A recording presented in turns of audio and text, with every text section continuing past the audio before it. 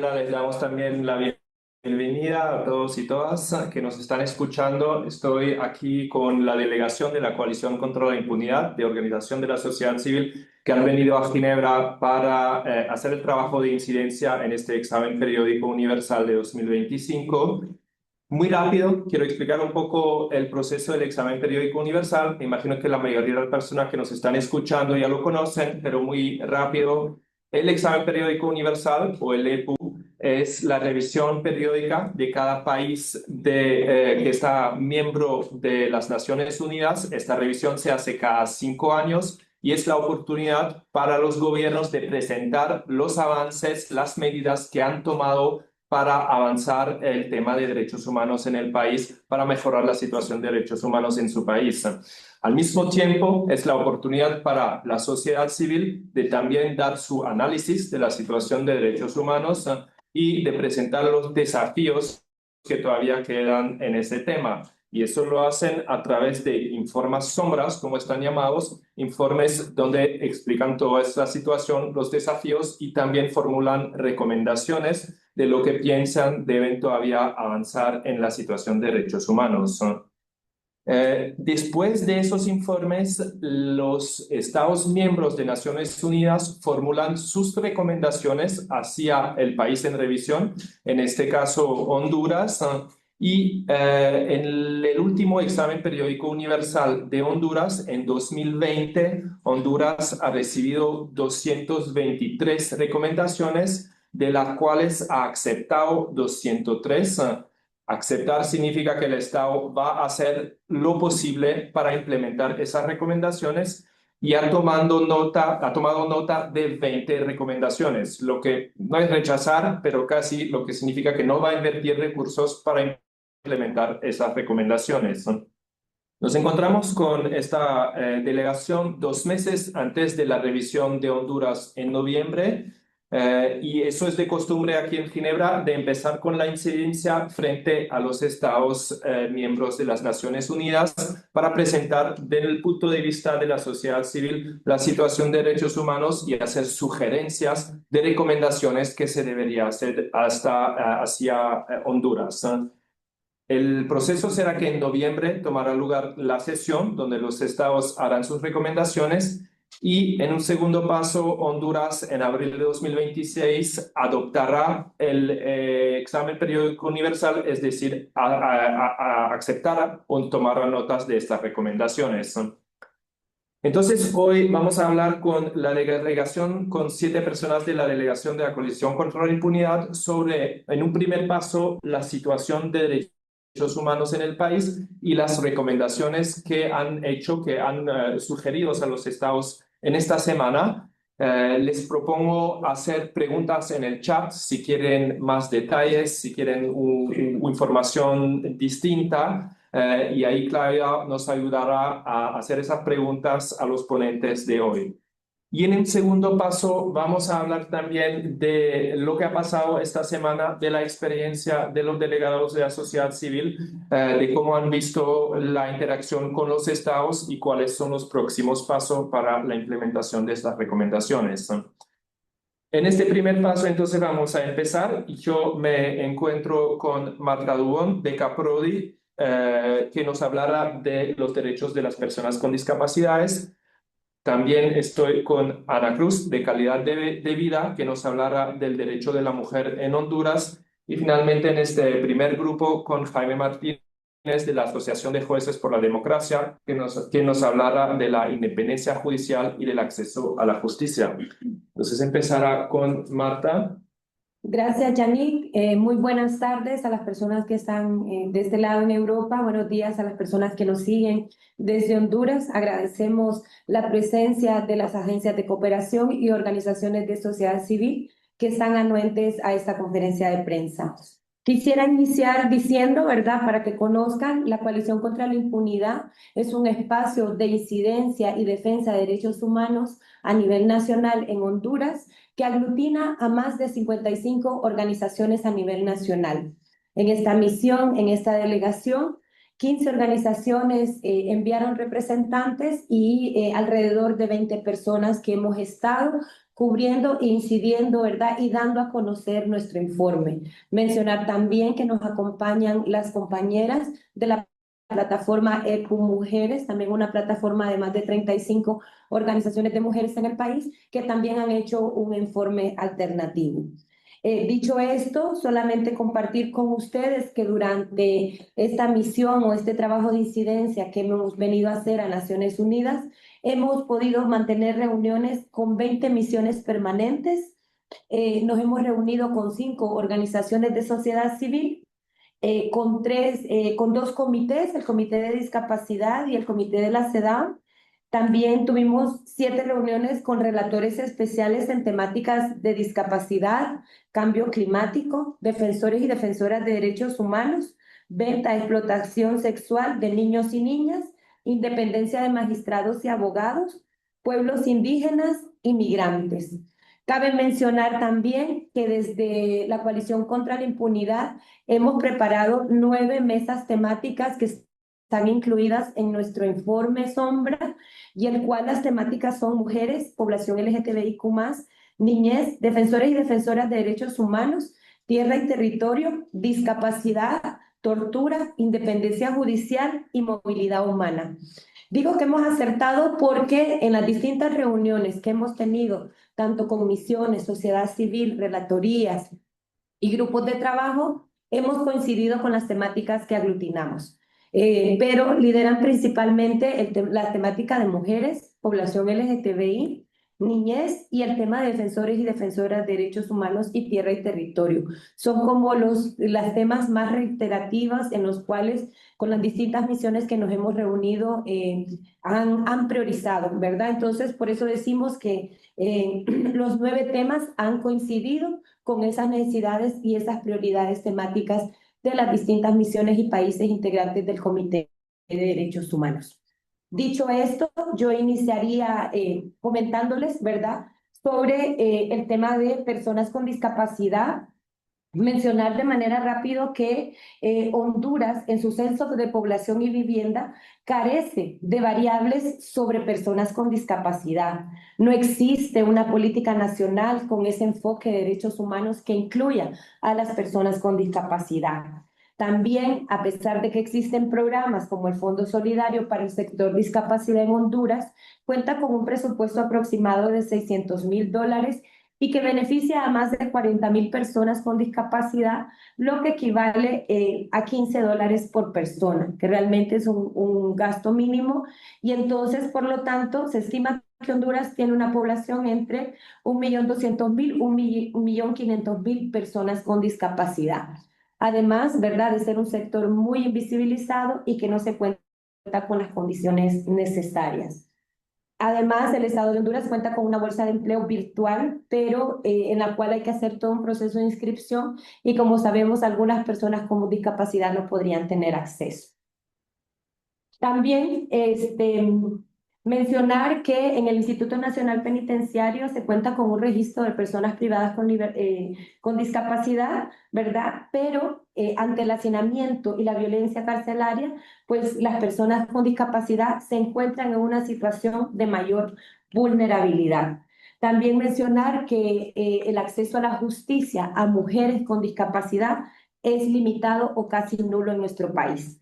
Por lo tanto, desde nuestra mesa de personas con discapacidad, recomendamos al Estado de Honduras que se elabore un perfil sociodemográfico de las personas con discapacidad que incluya sus necesidades oportunas para el desarrollo.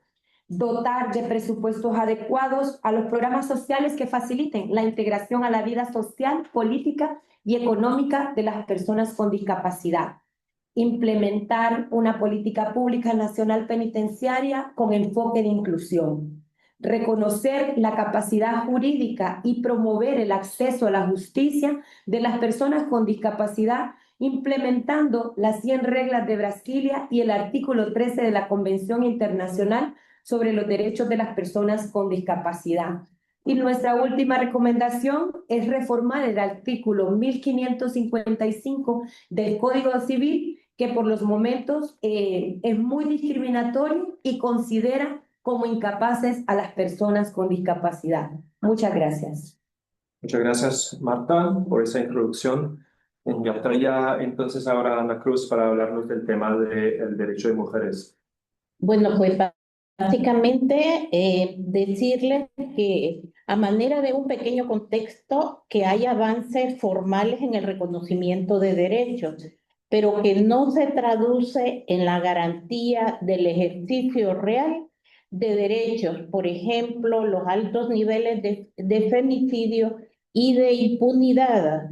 Vivimos en un contexto en el que los pocos avances alcanzados están en peligro de retroceder por la fuerza y la participación de grupos fundamentalistas en las estructuras del Estado. Así que nosotras, desde el EPO Mujeres, hicimos una serie de recomendaciones como ser la aprobación de la Ley Integral contra la Violencia hacia las Mujeres, la aprobación de la Ley Alerta Morada para Mujeres Desaparecidas, la aprobación de la Ley contra la Violencia Política, elaborar y aprobar el reglamento de la Ley de Casas Refugio, elaborar y aprobar la Ley para la Prevención y Atención de las Personas Desplazadas, también garantizar el acceso a la PAE, abolir las prácticas de esterilización forzada hacia las mujeres y niñas con discapacidad, eliminar la prohibición constitucional del aborto y garantizar su regulación en las políticas de salud. Adicionalmente, también recomendamos aprobar la Ley de Salud en el Trabajo, aprobar el convenio 189 para el reconocimiento formal de los derechos laborales de las trabajadoras del hogar, implementar inspecciones laborales que aseguren el cumplimiento de la Ley de Equidad y Desarrollo Integral para las personas con discapacidad, así como la eliminación de los delitos consignados en el Código Penal que someten a las defensoras a procesos de judicialización como el delito de usurpación y detención del espacio público. También recomendamos crear el Censo Nacional sobre Personas con Discapacidad, aprobar la ley por los derechos de las personas con discapacidad en Honduras, garantizar a las niñas y mujeres con discapacidad el acceso a los servicios y apoyos necesarios, incluyendo la asistencia personal. Muchas gracias. Muchas gracias, Ana. A continuación, con Jaime Martínez, vamos a hablar de la independencia judicial y del acceso a la justicia en Honduras. Sí, muy buenas tardes. En materia de independencia judicial, para Honduras sigue siendo un desafío la consolidación de su sistema de justicia, y muchas de las recomendaciones de los periodos anteriores del EPU precisamente han sugerido que se necesita del fortalecimiento del sistema judicial, especialmente de la fase de la investigación, que como todos sabemos, los estándares internacionales exigen la realización de investigaciones fuertes, independientes, imparciales, exhaustivas, especialmente cuando se trata de delitos cometidos contra las personas de sectores o poblaciones en condición de vulnerabilidad, mujeres, niñez, población LGTBIQ+, y otros que requieren de este tipo de investigaciones. Y por supuesto, un poder judicial que sea robusto, independiente, decente, imparcial y bien formado técnicamente. Y esto es una de las principales garantías a las que todo pueblo, todos los pueblos tienen derecho a aspirar. El día que se pierda la independencia judicial en un estado, pues se pierde la esperanza de cualquier garantía de derechos de las personas. Honduras lo tiene como desafío, lo tiene como una de las sugerencias y recomendaciones, como he dicho, Y respecto a ello, pues en lo que concierne a esta materia, las recomendaciones que se han formulado en este informe de la Coalición contra la Impunidad, de la cual forma parte la Asociación de Jueces por la Democracia, que represento en este momento, son tres. La primera es la aprobación de una nueva ley orgánica del Poder Judicial que sirva como sustento de la reestructuración del órgano judicial, de modernización del órgano judicial, que tanto lo necesita y que siente las bases para una nueva legislación que regule la carrera judicial. Y ahí viene la segunda recomendación, también en el ámbito normativo, y es la creación y aprobación lo más pronto posible de una nueva ley de la carrera judicial y del Consejo de la Judicatura, que responda a los estándares internacionales en materia de derechos humanos y especialmente que garantice la independencia, la estabilidad, el derecho a los ascensos y el resto de la carrera de jueces y juezas en toda la República. Y por último, la formación técnica, profesional, amplia, profunda y sostenida por parte del Estado, y en este caso sería por parte de la Escuela Judicial, del Poder Judicial, en materia de derechos humanos y concretamente en cuanto a la aplicación del control de convencionalidad, especialmente cuando se trata de sectores sociales en condición de vulnerabilidad. Muchas gracias, Jaime, por ese resumen del sistema de justicia. Entonces, pediría a ustedes de hacer un poco de espacio para nuestros colegas que nos van a hablar del tema de la niñez y también el tema de movilidad humana.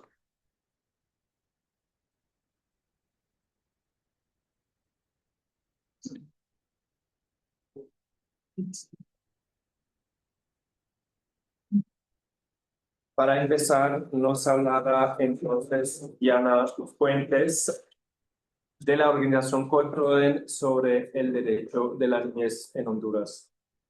Por favor. Bueno, muy buenos días a todos y todos. Muchas gracias por estar presentes. Soy adolescente, defensora de derechos de la niñez y adolescencia en Honduras. Y en este momento, pues les voy a compartir un poco de la situación que compartimos aquí en Ginebra con las misiones permanentes de los países y de igual forma ante la apreciación del EPU que se realizó el día de ayer.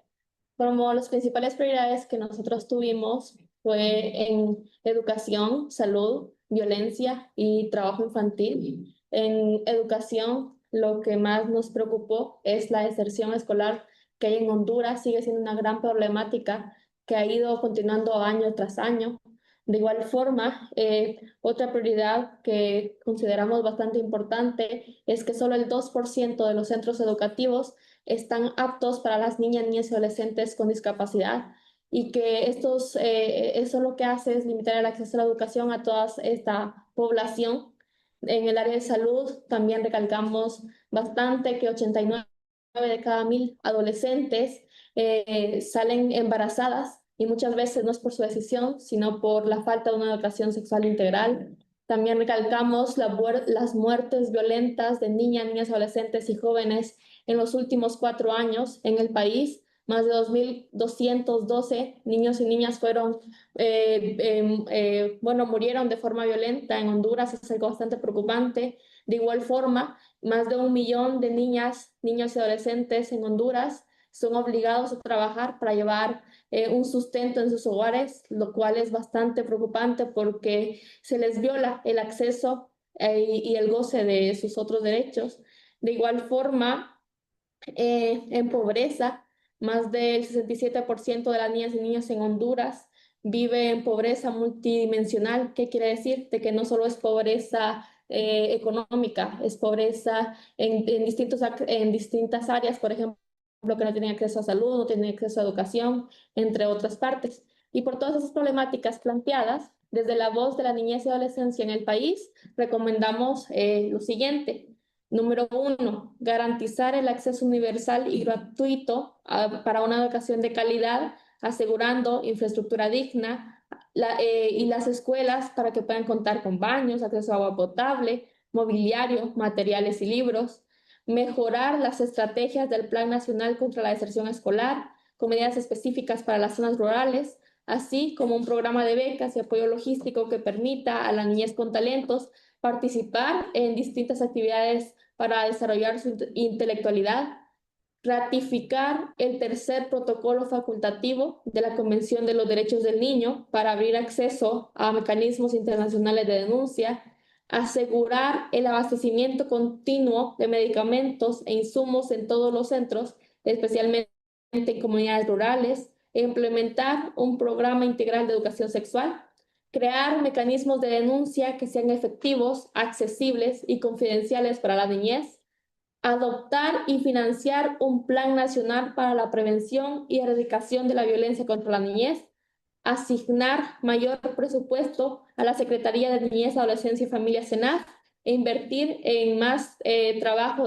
trabajo humano en el sentido de que el personal que trabaja en esas secretarías sean mayor capacitados en esos temas, implementar un plan interinstitucional para erradicar el trabajo infantil, priorizando las zonas rurales y agrícolas, promover que las opiniones de nosotras, las niñas, niños y adolescentes, sean tomadas en cuenta de manera efectiva en las políticas públicas con mecanismos de seguimiento que garanticen cambios reales y que se hagan investigaciones rápidas y transparentes de las muertes violentas de la niñez y adolescencia, asegurando que ya no exista más impunidad. Y puedo culminar diciendo de que nosotros como niñas y niños pues no estamos pidiendo privilegios, estamos exigiendo nuestros derechos y también queda demostrado que cuando la niñez habla, su impacto es inmenso y ese impacto debe convertirse en cambios reales para toda la niñez y adolescencia en el país. Muchísimas gracias. Gracias, Diana, por este resumen del informe que han entregado sobre la situación de la niñez y muchas gracias por tu participación también en este proceso aquí en Ginebra. A continuación, Pepe Palacio, te invito a hablarnos de la movilidad humana. Gracias. Buenos días, buenas tardes. Pues, como creo que todas y todos saben, Honduras en particular está enfrentando una crisis de movilidad humana por varias razones, porque es país de origen, es país de tránsito, es país de refugio y también es país de retorno. Esta situación, especialmente la migración irregular, afecta fuertemente a las poblaciones en mayor situación de vulnerabilidad. Estamos hablando de mujeres, niñez, población indígena, personas LGTBIQ+. Esta situación de movilidad humana en el país, pues creo que todas las instituciones y organizaciones sabemos que son generadas por varios factores: la violencia, la pobreza, la extrema desigualdad e incluso eventos naturales o climáticos, pero también es debido a un débil Estado de Derecho. Y todos estos factores han permitido intensificar el desplazamiento forzado e incluso el desaparecimiento de hondureñas y hondureñas en la ruta migratoria. Y evidentemente en los últimos años ha generado una crisis humanitaria muy, muy grande. A esto se unen este año, bueno, no este año, ya desde antes, pero evidentemente las políticas migratorias regresivas y restrictivas, con énfasis en Estados Unidos, pero no exclusivamente Estados Unidos, han agravado la situación de deportaciones masivas y presentado mayores obstáculos para las personas que retornan al país, especialmente las personas jóvenes, pero también para las personas que solicitan refugio y asilo en Honduras. En ese marco, la delegación EPU hicimos varias recomendaciones, o por lo menos solicitamos a los países, a los Estados miembros, enfocarse en 4 grandes recomendaciones. La primera es adoptar una legislación migratoria que garantice la protección permanente y el acceso efectivo a los derechos humanos de las personas en situación de movilidad humana, en cualquiera de sus expresiones. Coordinar acciones regionales para la búsqueda, investigación y reparación en caso de las personas también en condición de movilidad humana. Crear un sistema nacional unificado de registro con datos desagregados, con énfasis nuevamente en las poblaciones más vulnerabilizadas que están totalmente invisibilizadas de las estadísticas nacionales. Es decir, mujeres, niñez, población LGTBI, pueblos indígenas y negros.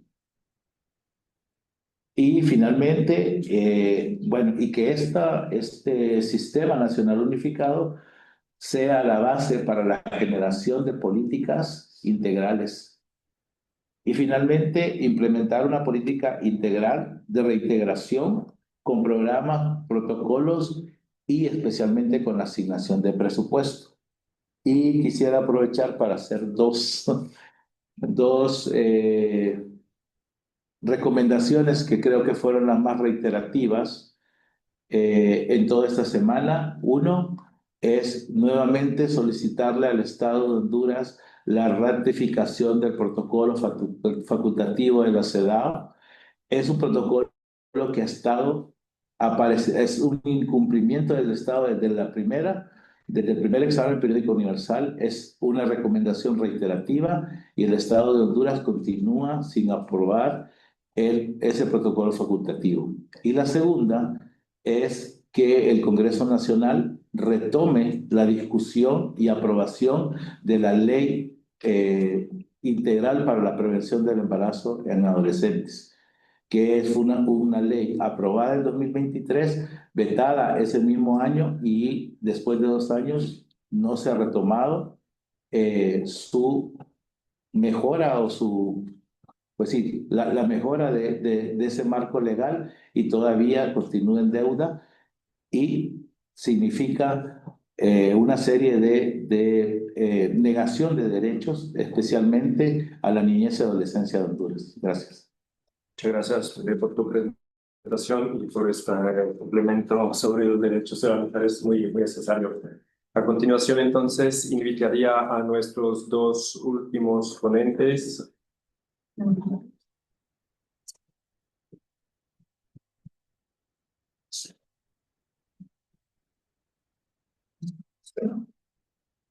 Empezando con Estra Sosa de la organización de la Asociación LGTBI Arcoíris de Honduras, que nos hablará de la situación de la comunidad LGTBI en Honduras. Sí, en Honduras no estamos pidiendo privilegios.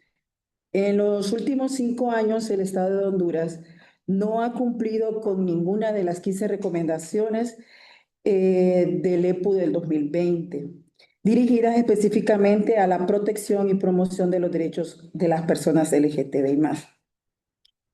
En el periodo del 2020 a marzo del 2025 se han contabilizado por lo menos 194 muertes violentas de las personas LGTBQ+. El 10 de julio del 2020 fue asesinada la defensora Scarlett, la defensora trans Scarlett Cáceres, en ese entonces beneficiaria de las medidas de protección colectiva de la Asociación LGTB Arcoíris de Honduras, otorgadas por el Sistema Nacional de Protección. De forma general, las agresiones más reportadas por parte de las personas LGTBQ+, son la discriminación, la amenaza y amenazas verbales y físicas. La Policía Nacional es identificada como el principal agresor de las personas LGTBQ+. El 67 de estas personas consultadas para la elaboración del informe sostienen que el trato de la Policía Nacional hacia las personas LGTBQ+ no ha mejorado desde el 2020.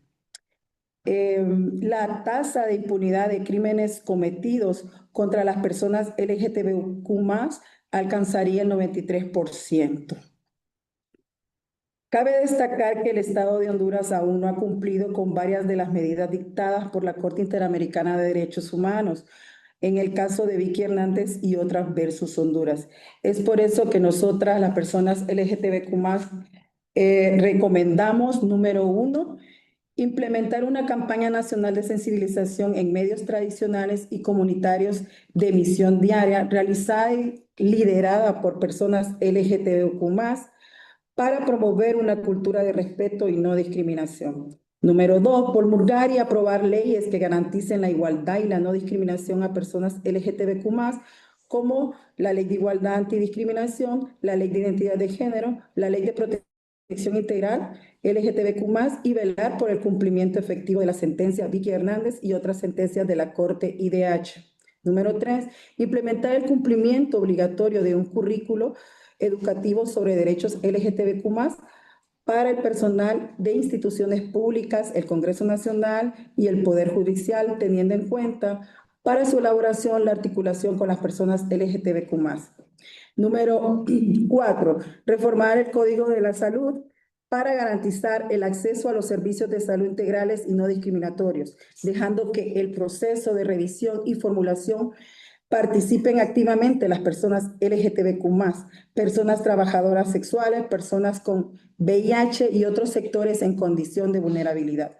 Número 5, fomentar una atención diferenciada a personas LGTBQ+, en el sistema de salud, entre otras, al aprobar la guía para reducir el estigma y la discriminación por orientación sexual, identidad de género, trabajo sexual y condición de VIH en los servicios de salud.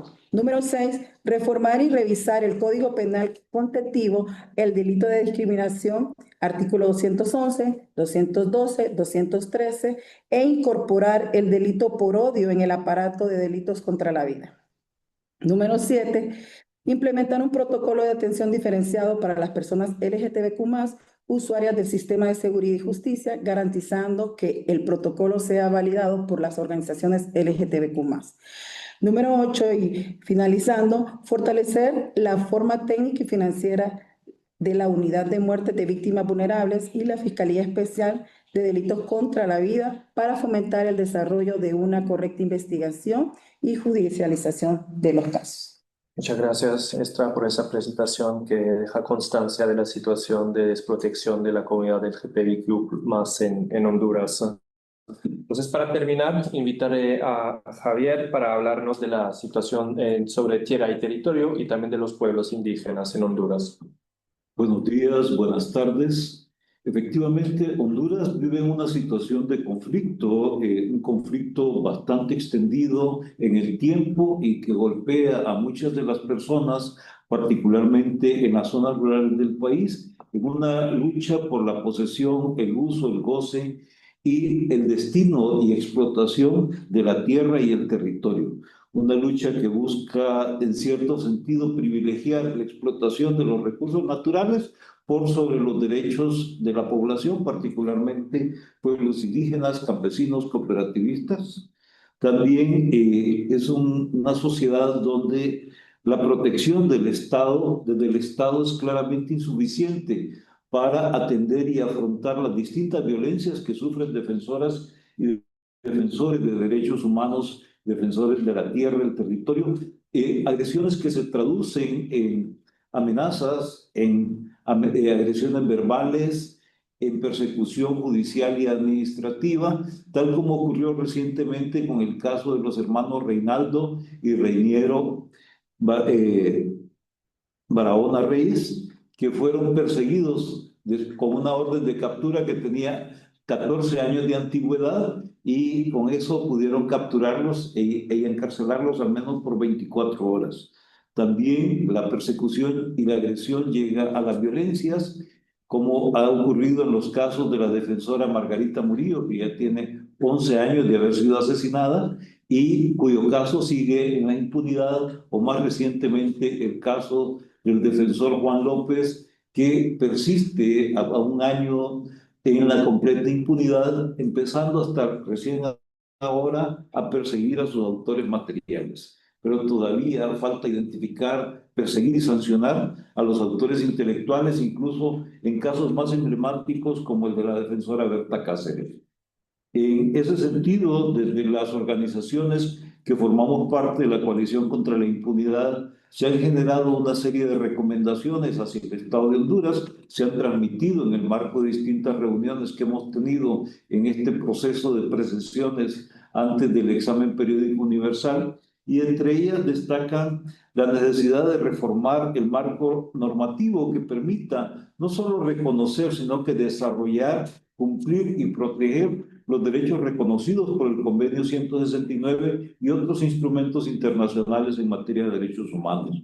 También reconocer el derecho de los pueblos a la consulta previa, libre e informada, pero justamente en esa dimensión y no solamente pensar que la consulta se traduce en una sesión donde vienen a contarnos cuáles son las decisiones que han tomado. También asignar presupuestos y recursos técnicos humanos a aquellas instituciones que están con mandato para poder realizar y proteger los derechos de estos pueblos, incluyendo el caso del Instituto Nacional Agrario del país. Es necesario despenalizar en nuestro Código Penal la persecución del delito de usurpación que ha sido utilizado para perseguir y sancionar a los defensores de la tierra y el territorio.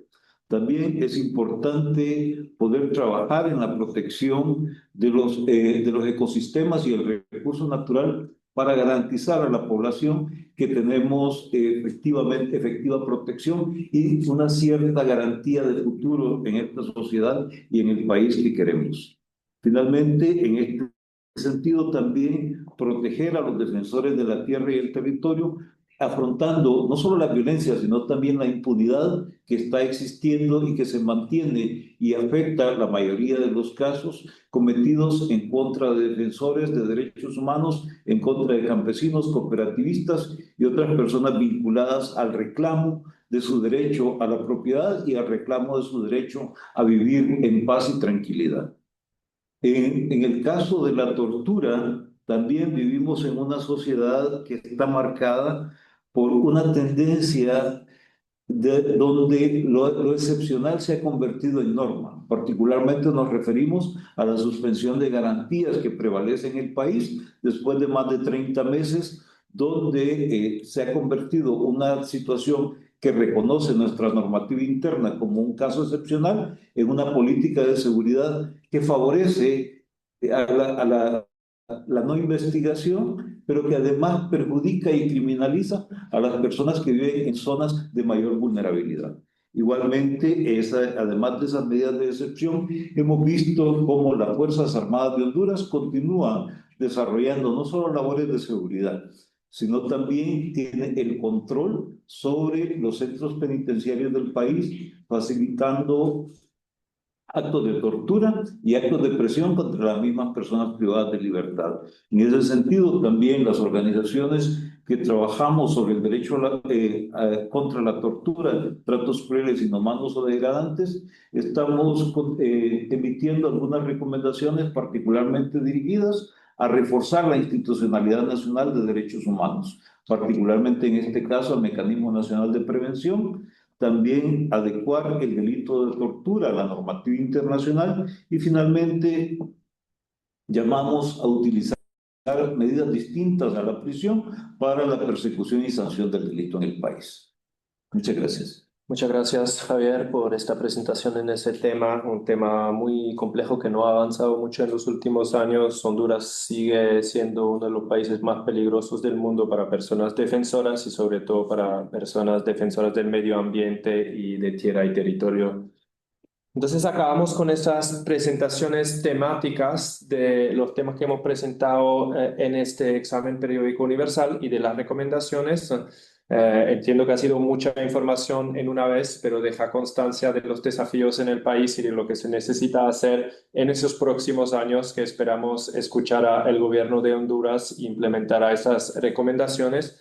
Antes de pasar a la próxima discusión un poco más abierta, con menos contenido, espero, quería ver con Claudia si se identificó una pregunta. Por el momento no. Bueno, les invito entonces a seguir si quieren hacer preguntas en el chat. Pero entonces vamos a seguir con la segunda parte. Invitaría a Marta a juntarse a esa discusión otra vez que vamos a tener con Javier y con Marta. Tenemos una pregunta, Yannick, ¿Sí?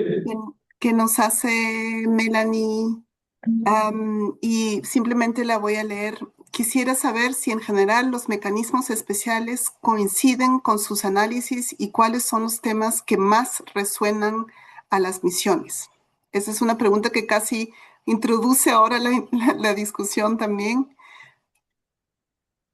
Pues sí, muchas gracias. De hecho, es una de las preguntas que yo tenía también para esta discusión, pero no sobre los mecanismos de procedimientos especiales, pero quizás lo podemos hablar un poco también, porque hubo varias comunicaciones en los últimos años de procedimientos especiales de estas cartas de alegación que sí demuestran muchas cosas de lo que hemos dicho sobre esto, todo de asesinatos en contra de personas defensoras del medio ambiente, de la comunidad LGTBI, que da constancia de esta situación de peligro en la cual siguen las personas defensoras en Honduras.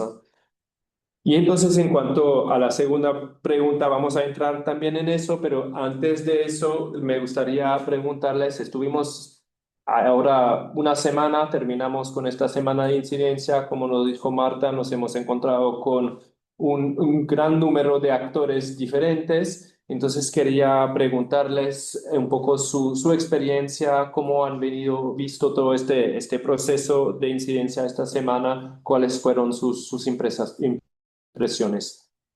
Bueno, muchas gracias, Yannick. Mencionar que ha sido un trabajo arduo, ¿verdad? Y agradecer a todos los compañeros y compañeras que hemos venido en esta delegación, ya que nos tocó muchas veces desde tempranas horas y salir a horas tardes, pero ha sido un trabajo muy importante.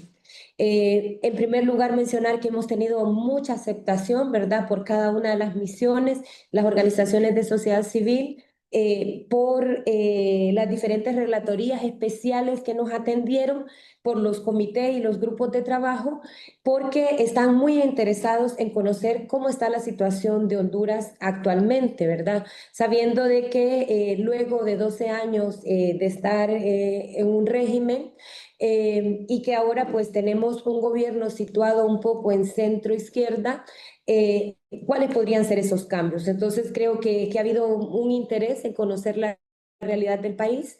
En segundo, qué tanto se ha avanzado en materia de derechos humanos, ¿verdad? En estos últimos años, después del último EPU, que la verdad nosotros consideramos que, bueno, la coalición contra la impunidad, Honduras se presenta ahorita a su cuarto examen periódico, pero como coalición contra la impunidad ya son 3 informes sombras con este que vamos presentando y lo que podríamos decir que se reiteran las recomendaciones en las distintas temáticas que ya hemos mencionado y que hemos presentado, ¿verdad? Prácticamente estamos solicitando que el Estado siga, ¿verdad? Y que realmente cumpla con las recomendaciones que se han venido repitiendo en los 4 ciclos.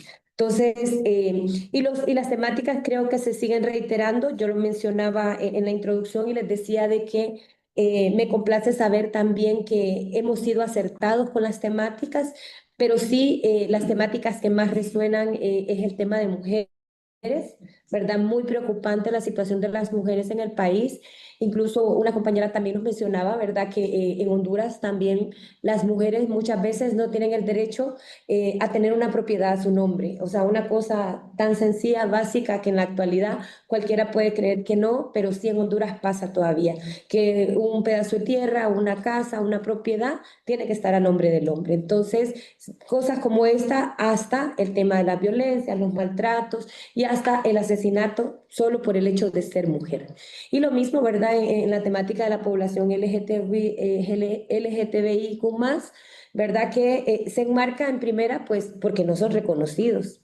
En Honduras no se reconoce la legislación, no hay un marco normativo, ¿verdad? Que tenga esa integración, pese a que tenemos la sentencia Vicky Hernández, que prácticamente está mandando al Estado a reconocer y darles un nombre a las personas y que puedan decidir cómo llamarse y que puedan inscribirse en el registro de las personas, pero que todavía es una deuda y que además ha sido una recomendación reiterada por varias de las misiones con las cuales hemos entablado reuniones en esta misión. Y, ¿verdad? El tema de defensores y defensoras de derechos humanos, que es como el pan de cada día en nuestro país. El caso más reciente que tenemos es el caso de Juan López. El 14 de septiembre se cumple un año de su asesinato. Hay 3 personas privadas de libertad, pero que solo son autores materiales, pero que en el caso de defensores y defensoras nunca se llega a los autores intelectuales, ¿verdad? Entonces, yo lo dejaría por aquí para que Javier también me ayude a complementar, pero de manera general decir que contentos porque hubo una muy buena recepción, los países están interesados en el tema de materia de derechos humanos, cómo va avanzando en el país y están muy atentos y anuentes a tomarnos en cuenta a nuestras recomendaciones, así lo han dicho, díganos directamente qué quieren que le recomendemos al Estado de Honduras para nosotros trasladarla y que se pueda avanzar en el tema de materia de derechos humanos. Claro, tendríamos luego el desafío de que el país adopte las recomendaciones y cuáles solamente las escuche, ¿verdad? Entonces, bueno, pero eso pasará en noviembre y más adelante o el próximo año que es la adopción. Pero en general hemos tenido una buena recepción y aceptación con las distintas organizaciones y misiones con quienes nos hemos encontrado. Sí, efectivamente, creo que la experiencia ha sido bastante interesante. Ha habido apertura por parte de las distintas delegaciones, pero también por parte de los órganos del Sistema Internacional de Derechos Humanos. Hemos recibido con buen suceso, incluso que hay un seguimiento bastante cercano sobre la situación del país. Hubo interés por parte de los actores de las organizaciones o los organismos de derechos humanos para dar seguimiento al caso e incluso de las delegaciones con las cuales hemos podido reunirnos, y eso refleja también o se refleja en la respuesta rápida que recibimos a la solicitud de citas para poder tener información y poder tener contactos con las personas responsables. También hemos visto que muchos de ellos manejan información sobre la situación del país e incluso sus preguntas se dirigían en muchas ocasiones de forma concreta a los casos y a los temas que estábamos tratando. Y en cuanto a los temas que más interés recibieron, ¿cómo lo percibiste? Bueno, principalmente, como decía Marta, ha sido el tema de mujeres, el tema de niñez, que ha generado más ocupación, más preocupación, pero también en la necesidad de saber qué es lo que está pasando en términos de situación política en el país, cuáles son las preocupaciones alrededor de la situación de los defensores y defensoras, los niveles de riesgo e impunidad que existen en estos casos. Otro tema, otro tema importante que ha salido. Recuerden que en este año, en noviembre, se celebran las elecciones generales en nuestro país y varias misiones han preguntado con preocupación en qué marco se van a celebrar, ¿verdad?, estas próximas elecciones, en vista de que actualmente pues hay 3 fuerzas, 3 partidos políticos que están peleando, pero que nos encontramos en un panorama de una política sucia, mucha política de odio, ¿verdad? Y que tal vez esto podría desencadenar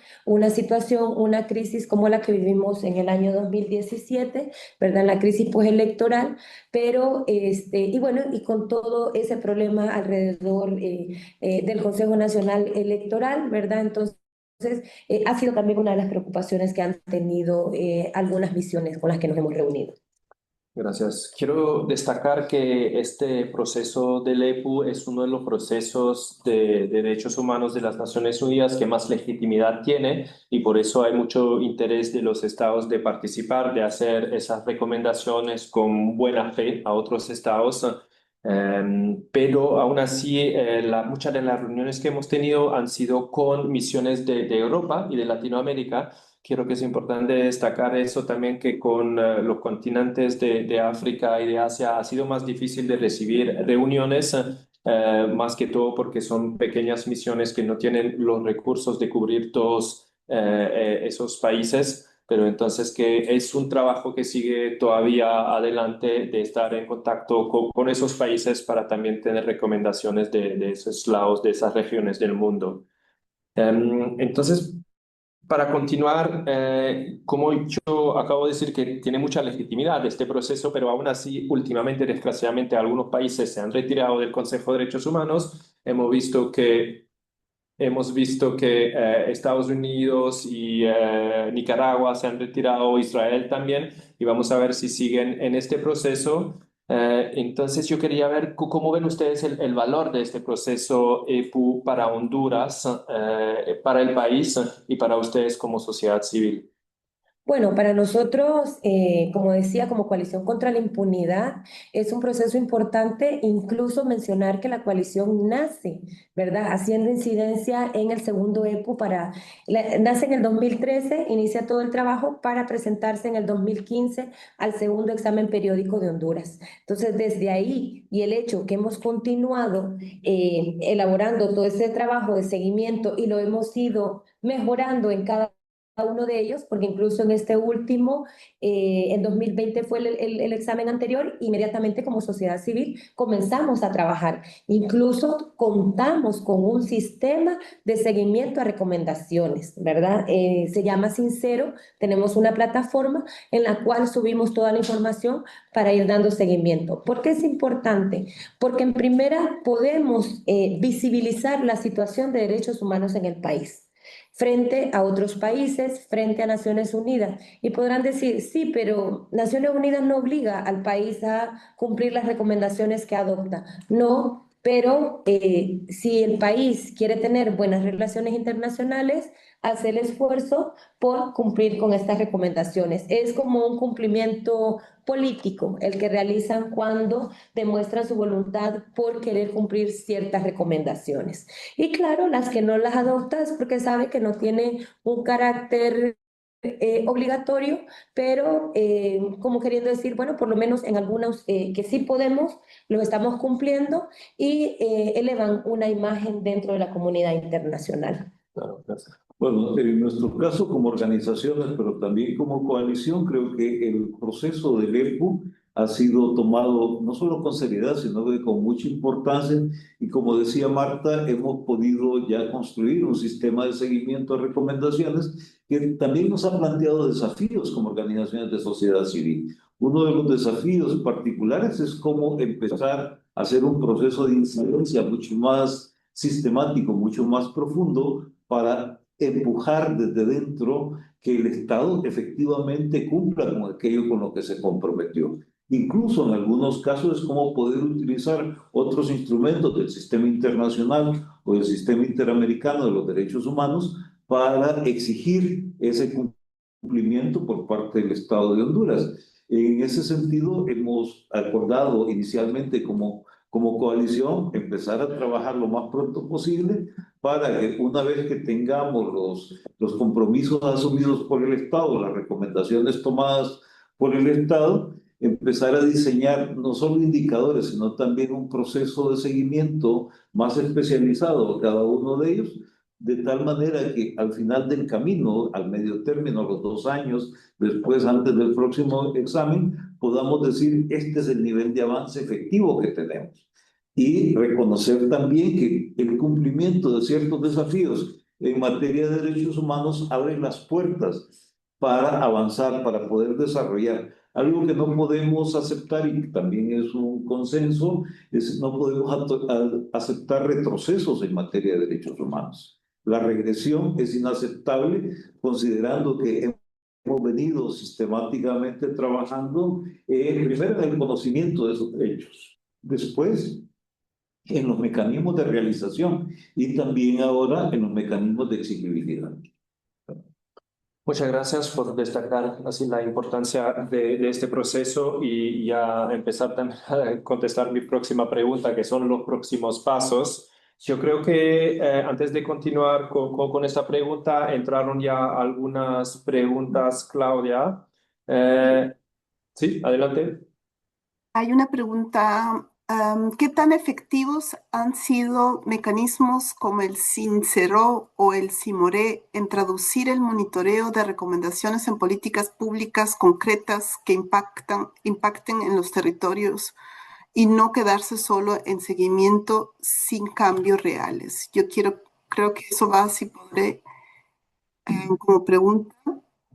La siguiente, ya han estado respondiendo, sería: ¿cuál debería ser la postura de la sociedad civil para impulsar que el gobierno adopte e implemente las recomendaciones considerando la anuncia limitada y la falta de voluntad política? Muchas gracias, Claudia. Bueno, entonces ya estamos en esa pregunta. ¿Qué hacemos desde abril cuando vamos a recibir estas recomendaciones de los estados y la posición de Honduras en cuanto a esas recomendaciones, las que el estado va a apoyar y de las cuales va a tomar nota? Ya lo hemos hablado un poco que en el último EPU hubo más de 200 recomendaciones apoyadas, pero que hemos visto en algunos ámbitos poco avances y que se repiten estas recomendaciones. Entonces, ¿cuáles serían los pasos desde la sociedad civil para asegurar esta implementación? Bueno, desde esa perspectiva hemos planteado, hemos estado considerando varias acciones. Una es la acción interna que podemos desarrollar desde las organizaciones de sociedad civil nacionales para determinar el contenido, el alcance de las recomendaciones, establecer diálogos con el Estado para procurar avanzar de forma conjunta hacia su cumplimiento.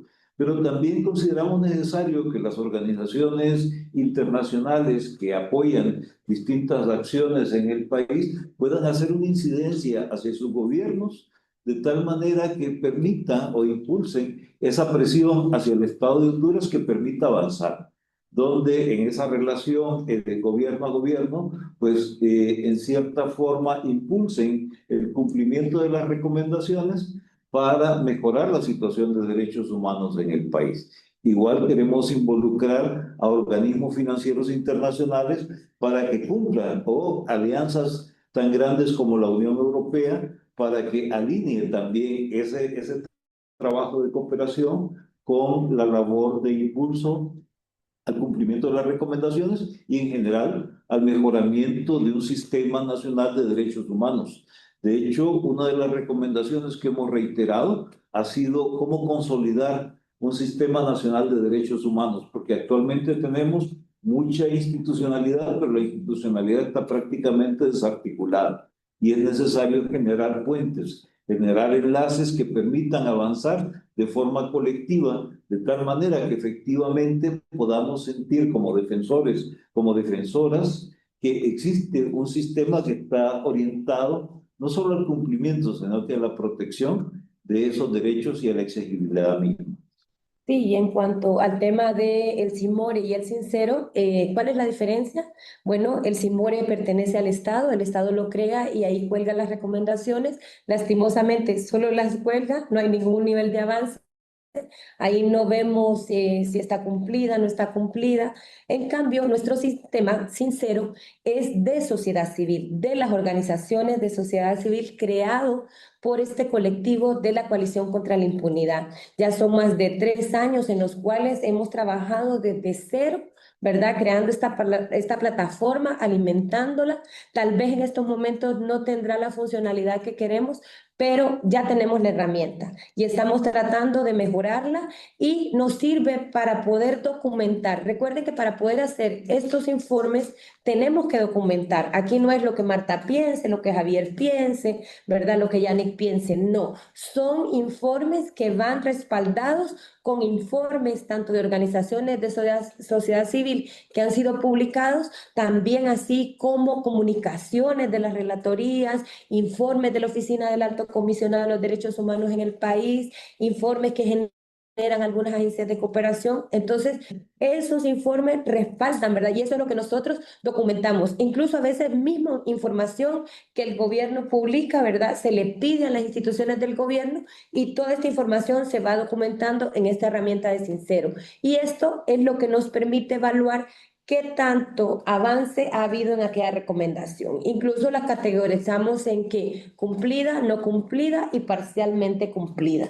¿verdad? Y entonces si está parcialmente, ¿por qué ha sido parcialmente cumplida y qué hace falta para alcanzarla? Entonces, de esta manera, esta herramienta nos sirve a nosotros para ese monitoreo y seguimiento de las recomendaciones. Como digo, en estos momentos tal vez no está al 100, pero vamos mejorándola, vamos trabajándola, pero es nuestra, es de sociedad civil y construida por nosotros mismos. Gracias, Marta. Quiero destacar también que organizaciones internacionales como el UPR Info, con quien hemos ido cooperando aquí en Ginebra, está trabajando con los estados y con el estado de Honduras para desarrollar un plan que me imagino es el CIMON en este caso, para implementar esas recomendaciones. Y entonces repetir el llamado de Javier, creo que nos están escuchando varias personas de organizaciones internacionales que de mirar las recomendaciones que han hecho sus propios países y de apoyar entonces programas en ese sentido, de apoyar la implementación de las recomendaciones que han hecho su país, porque eso funciona muy bien, de trabajar con las embajadas en Honduras apoyando las recomendaciones de su país. No sé si, Claudia, hay otra pregunta. Y Claudia nos hace la pregunta, ¿qué podemos hacer como organizaciones en defensa de los derechos humanos de los defensores ambientales en riesgo que actualmente tienen medidas cautelares exigidas por la CIDH y que el Estado no cumple la aplicación de medidas de protección para ellos y ellas? Javier, Bueno, creo que... esto nos plantea, sí, justamente, bueno, varias acciones que ya están desarrollando nuestras organizaciones que están en la coalición contra la impunidad, pero también otras organizaciones que están haciendo ese trabajo de defensa, de protección a defensores y defensoras. Primero, creo que es importante incluso que los defensores y defensoras, cuando están en una situación de riesgo, adopten unas políticas internas, unas prácticas internas para proteger su propia seguridad. Pero además hay un acompañamiento importante de organizaciones como PBI, como Peace Watch y otros, que están efectivamente dando un acompañamiento sistemático y muy cercano a los defensores que están en esa situación de riesgo. También es importante hacer la exigibilidad, es poder justiciar estos distintos casos. Uno de los elementos que hemos destacado en los últimos tiempos y que hemos ido mejorando sistemáticamente ha sido documentar para exigir, para hacer justicia en estos casos también. Porque creo que no se trata solamente de buscar la medida de protección, sino que hay que garantizar que el Estado realmente haga investigación sobre las fuentes de las amenazas, la fuente de las agresiones, los persiga y sancione. Y a partir de eso, reduciendo la impunidad, podamos tener mejores opciones para ejercer ese derecho a defender los derechos humanos.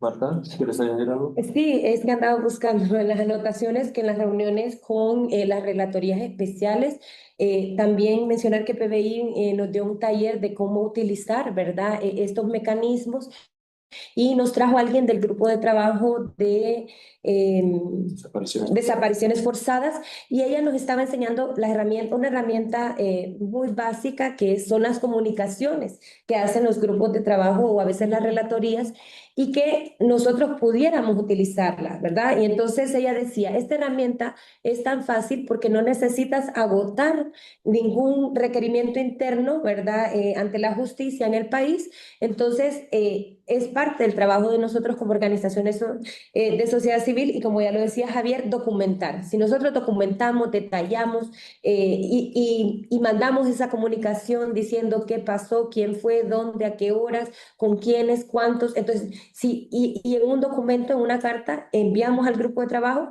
ellos mueven, ¿verdad? Y se comunican con el Estado de Honduras para que el Estado responda a qué está pasando con este defensor o esta defensora o esta persona que está desaparecida o sufre agresiones, privado de libertad o en la situación que se encuentre. Entonces, creo yo que también los mecanismos, los grupos de trabajo, las relatorías especiales tienen herramientas que nosotros deberíamos de conocer más, prepararnos más como organizaciones de sociedad civil y utilizarlas más para garantizar el derecho a la vida de las personas que hacen la labor de Defensoría de Derechos Humanos en el país. Sí, gracias por destacar el trabajo de procedimientos especiales.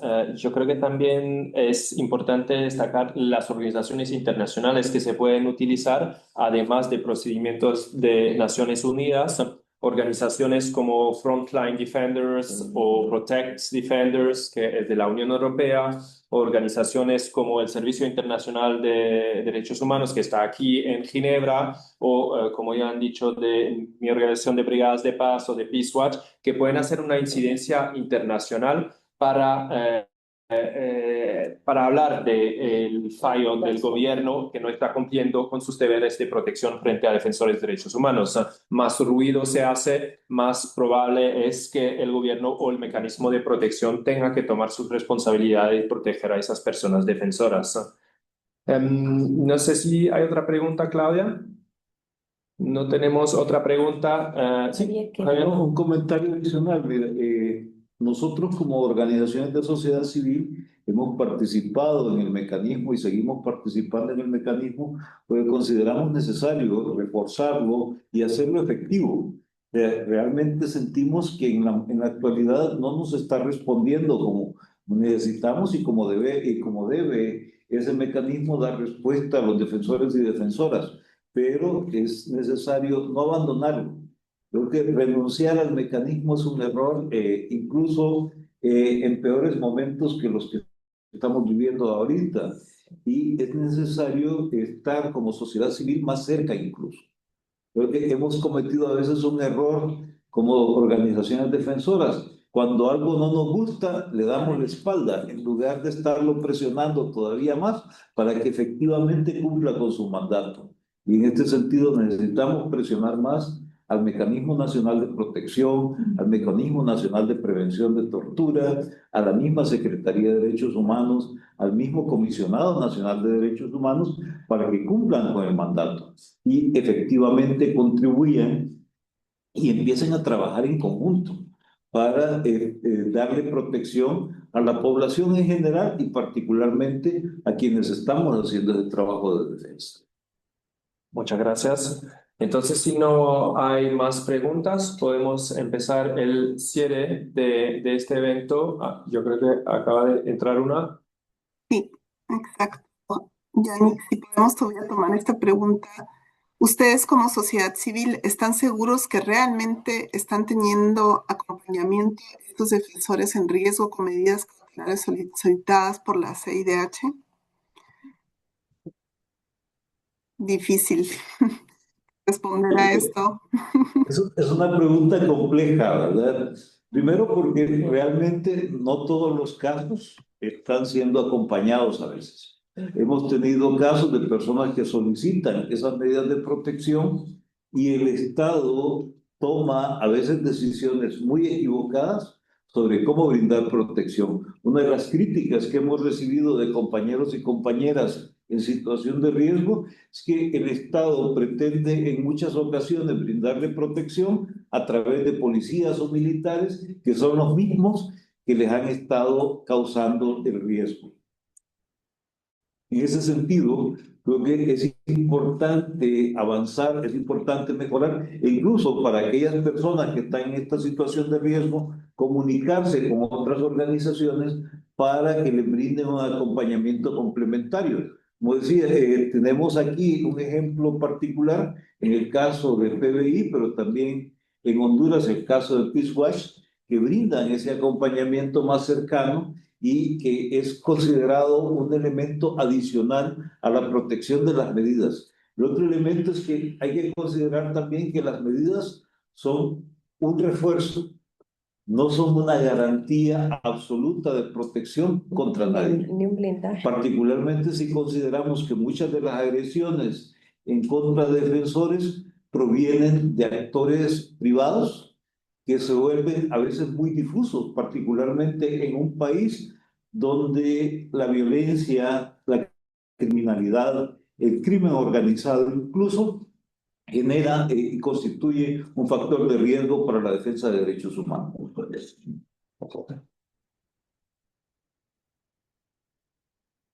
Claudia, creo que entró otra pregunta.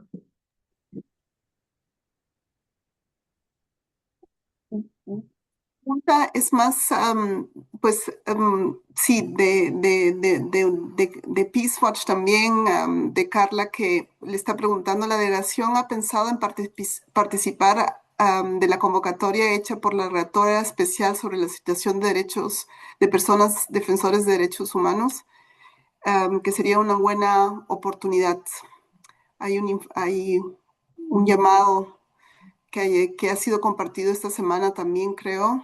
Y no sé si han tenido ya la oportunidad de discutirlo, pero como una propuesta, más que una pregunta, creo.